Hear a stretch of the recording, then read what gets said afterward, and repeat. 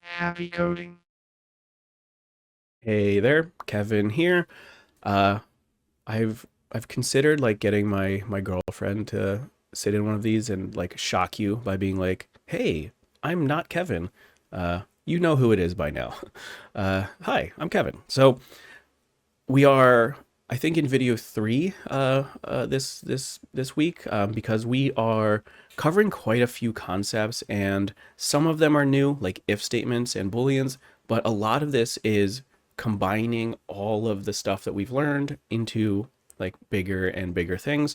And this video introduces one last concept that will help with this week's project, and that is the idea of changing variables over time. So I'm starting this exactly where I left off in the previous video.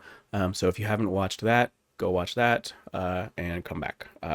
But what I have is exactly where I stopped in the last video, where I have a quiz based on some HTML input elements, and I have JavaScript that gets those the values from those input elements and then outputs stuff to the page.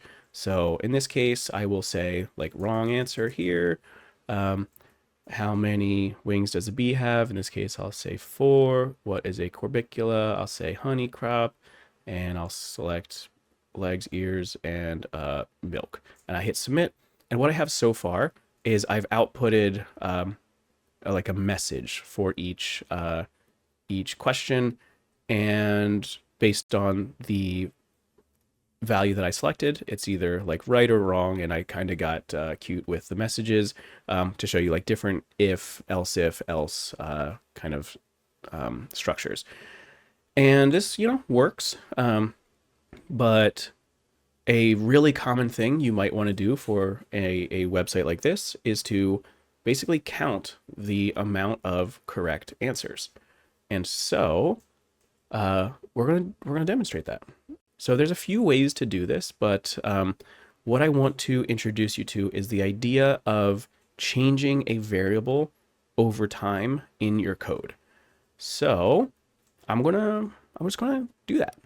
So I'm basing this off of the code that we wrote in the last video. So again, if you don't have that, I kind of recommend going back, but I'm just gonna kind of dive in. So I have this JavaScript function that is called when I click the submit button. And what I want to do is create a variable basically at the top of that function. And as my code goes through its execution in various places, I want to increase the value of that variable. So in this case, I'm going to say like, let's see, let correct answer count equals 0 at first, because I'm going to count them, and it starts at 0. I haven't actually looked at any of the questions yet, so my count is 0 at first. And what I want to do is whenever there was a correct answer, I want to increase this variable by 1. And so I'm going to jump down to the if statements, and hopefully that makes sense because we covered if statements in the last 2 videos. And so what I'll do is here inside of my if statement block, so inside of my curly brace, I'll give myself some white space, and I will say the name of my variable equals, and in this case, I don't want to just say 1. Well, in this case, I could. I could say 1, and that would work actually because I know that this is the first question, and so it's either 0 or 1 at this point. But the problem is that now if I try to go down to the next question, number of wings, and in this case 4 was right, if I say correct answers count equals, what should this be? And the answer is that it depends. It depends on whether this was correct or not. And so I don't know ahead of time. I can't say 2 here because what if I got the first answer wrong? And so I'm going to get rid of this for now. I want to go back up. So here, this will work. This 1 will work. But just to sort of demonstrate the idea, I'm going to say correct answer count equals, and what I want it to be is the value of correct answer count plus 1 and plus 1. So this looks a little weird at first because it's like, how can a variable equal itself? And that's because you sort of look at the right side of the assignment of the equal sign first. You say, correct answer count plus 1. What is that? Well, in this case, it's 0 plus 1, which will be 1. And so correct answer count is 1 in this case, if it's true. And otherwise, I'm doing nothing. I'm not increasing the value of this variable. So I can basically do the exact same thing in every correct answer. So here, if wings count is 4, then I do the exact same thing. I say correct answer count equals whatever correct answer count already was, which in this case will either be a 0 or a 1, plus 1. So if it was 0, if I got the first answer wrong, then 0 plus 1 will be 1. If it was 1, if I got the first answer right, this will be 1 plus 1, which will be 2. So I'm basically just counting. And I could keep going. In fact, I will. So corbicular answer, pollen basket, this is the correct one. So in that case, I will increase my count by 1. And let's see, body parts. Here we go, correct. And increase that by 1. And I will say that I probably should be like printing this out and checking that what I'm doing so far is right. But let me just power through this. Delicious, paste, and okay, cool. So at this point, I have a correct answer count variable, which is a number that I've counted how many correct answers I got. And so at the end of all of my if statements and whatnot, for every question, now I will say like output count, correct answer count. Actually, maybe I'll just say correct answer count. Okay, so now what do I want to do? Well, for now, maybe I'll just console.log it. Console.log, correct answer count. And let's see if I go over here, open up my JavaScript console and refresh. Okay, well, let's see. So this is going to get a little tricky because I need to like actually enter like answers. So wrong answer, I'm going to do all wrong answers at first. 5 wings, corbicula, honeycrab, ears, and wool. Sure, so all of them are wrong. This should output 0. So I get 0. Cool, it's over there. You see that. Maybe make it a little bigger. I can't. Oh my goodness, that's too big. All right, there, 0. Okay, so let me change one of them to be correct. So honey, if I hit submit, now I get 1. Okay, this seems to be doing something. So let's unselect ears, and if I go down and hit submit, now I get 2. Okay, cool. What is a corbicula? A corbicula is a very adorable pollen basket. And now I have to go down and hit submit. It's going to get a little annoying. Okay, get 3. And what kind of creature is that? How many wings does the bee have? They have 4. Hit submit way at the bottom. I get 4 correct answers now. And okay, one last one. Let's see. This is for all the marbles. Let's see if I can spell it. Apis mellifera. And if I scroll down all the way to the bottom, submit, I get 5. That was right. Cool. So this idea of changing variables over time is really important because it lets your code sort of remember things and sort of change the logic over time. So in this case, it's counting the number of correct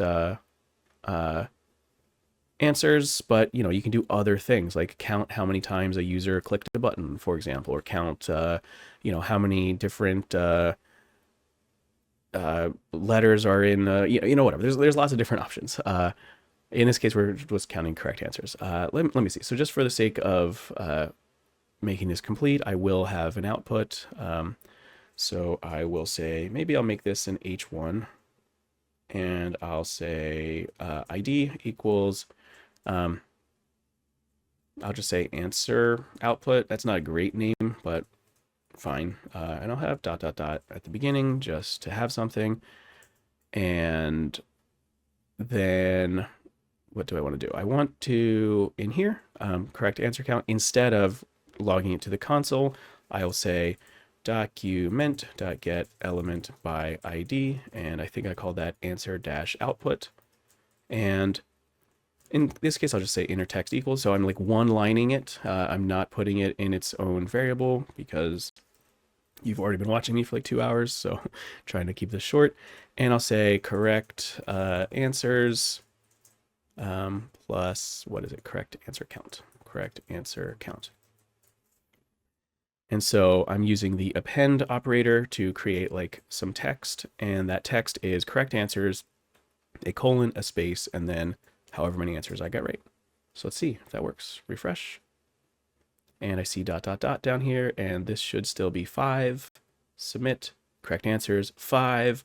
If I change one of these to be wrong, I hit submit. I get 4. Okay, cool. So that seems to be connected, and yeah, okay. Cool. So that's all connected, and it uses this idea of a variable that is changing over time. In this case, we are adding 1 every time we have detected a correct answer. So that's about where I want to leave it. I will introduce like one little thing, which is just a shortcut for what we are doing in this line of code. So if I have a line of code that's like this, let me kind of separate it from the rest. If I have a line of code like this, correct answer count equals correct answer count plus 1, this is such a common operator, like adding 1 to a variable, that there's a shortcut for it. And what that looks like is kind of weird, but what it looks like is correct answer count plus equals 1. And so this is a shortcut for correct answer count equals whatever it was before plus 1. So if I hit save and refresh and let me make all these correct again. Honey, I think all those are right. Hit submit, and I still get 5 because this plus equals is doing the exact same thing that it was before. And you can put any number here, like in, I don't know, if it's a video game and you like score 100 points for doing something, this can be a bigger number. And if it's 1, there's actually another shortcut because adding 1 to a variable is such a common thing that it gets even shorter. And that's this, correct answer count plus plus. And if I save this, refresh, and hit submit, same answer, because this is doing the exact same thing that the big line of code, correct answer count equals correct answer count plus 1. This is doing the exact same thing, just in one like short little, like little tiny little line of code. So it's just a way to shorten your code and make it maybe a little more readable because it's such a common pattern. You can use either style, whichever one you prefer, but I will generally go with this style because, you know, I use it all the time. So I'm tempted to just sort of replace all of my lines of code with that. Sure. And last one, sure. And so let me refresh one last time, submit, and I still get 5. If I mess it up, all right, the count still works. And so this idea of changing a variable over time using different shortcuts and whatnot, especially if you're just increasing by 1, this comes in handy. In this case, it's for counting the number of correct answers, but there are many other uses of it as well. All right, I will stop there because I just wanted to keep this nice and short and build on what we were already sort of doing this week. And so to summarize, we have learned about Boolean values or Boolean expressions, like inequalities, and we've learned about if statements, else if statements, and else statements. We combined that with getting input from the user, which is stuff that we learned about in previous weeks, and we learned about changing variables over time.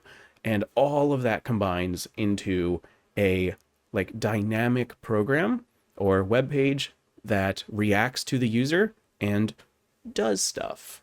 In this case, we are counting correct answers, but you can imagine other uses of the overall pattern of getting input from a user, doing stuff with it, and then outputting something else to the user. And this is, again, at the core foundation layer of web development. So really important concept that we are like slowly building towards week over week. Cool. All right. I will end it there because I've been talking way too long. And I have one more video to do, which is the intro to the project. And that will be combining everything we've done to do something kind of cool. All right. I'll see you in that one. But until then, as always, of course, happy coding.